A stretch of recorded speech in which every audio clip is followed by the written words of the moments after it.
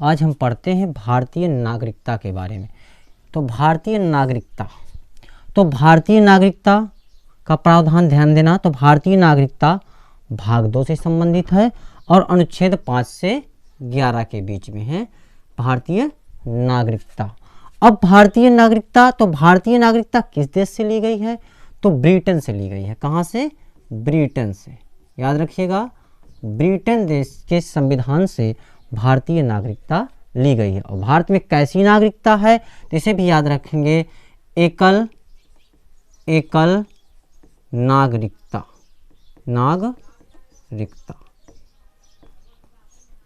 तो भारत में हमारे कैसी नागरिकता, अगर प्रश्न आ जाए तो एकल नागरिकता का प्रावधान है।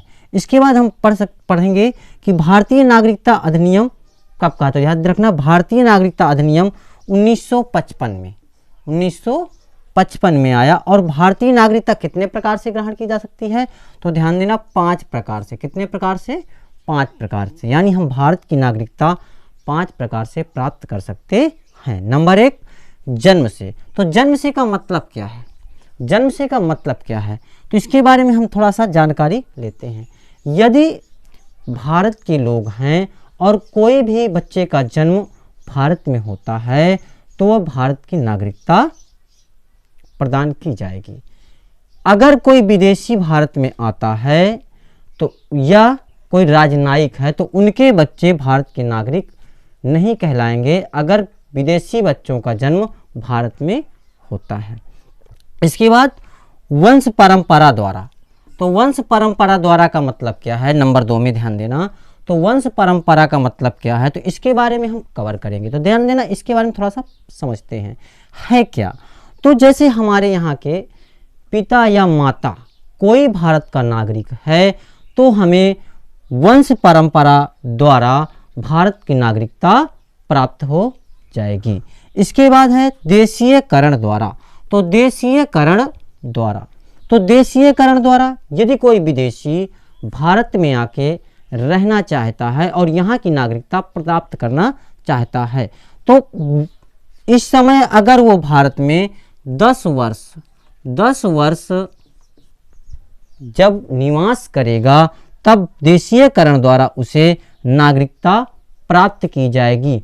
और पहले क्या था, जब शुरू में संविधान बना था तो 1955 के अंतर्गत जब थे तो कितने वर्ष? 5 वर्ष रहना पड़ता था। अब लेकिन 1986 के अधिनियम, भारतीय नागरिकता अधिनियम 1986 के अंतर्गत एक अधिनियम आया और देशीयकरण द्वारा नागरिकता प्राप्त करने की अवधि को 10 वर्ष कर दिया गया।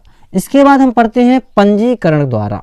तो पंजीकरण द्वारा चौथा पढ़ेंगे, पंजीकरण द्वारा। तो पंजीकरण द्वारा ध्यान दीजिएगा, यदि हम भारत देश में आकर 5 वर्ष यदि कोई विदेशी भारत में आता है और 5 वर्ष भारत में रहेगा, निवास करेगा, तब उसे पंजीकरण द्वारा नागरिकता प्राप्त दी जाएगी। और पहले इसका प्रावधान क्या था?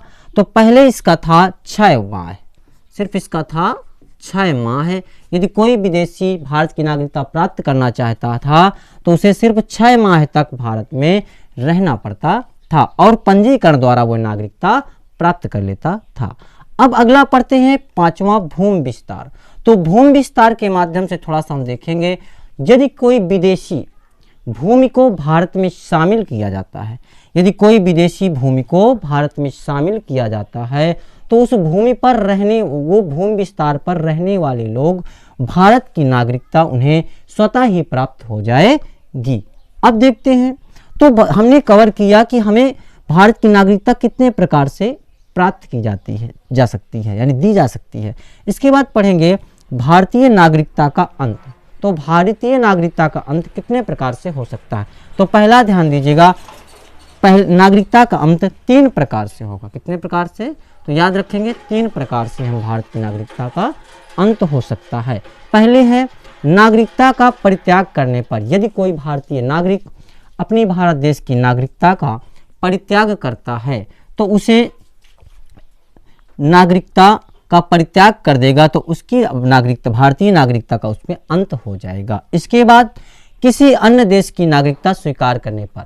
नंबर 2 में है किसी अन्य देश की नागरिकता स्वीकार करने पर। यदि कोई भारत का नागरिक किसी दूसरे देश की नागरिकता का स्वीकार कर लेगा तो उसे भारतीय नागरिकता का अंत हो जाएगा, यानी उसे भारतीय नागरिकता छीन ली जाएगी। और इसके बाद नंबर 3, सरकार द्वारा नागरिकता छीन लेने पर। तो ध्यान देंगे, सरकार द्वारा नागरिकता कब छीन ली जाएगी? यदि हम किसी विदेशी देशों से हम जो है विदेशी देशों से मिलकर अपने देश से कोई गलत व्यवहार करते हैं तो इसमें जो है भारतीय नागरिकता का अंत हो जाता है, यानी सरकार द्वारा नागरिकता छीन ली जाती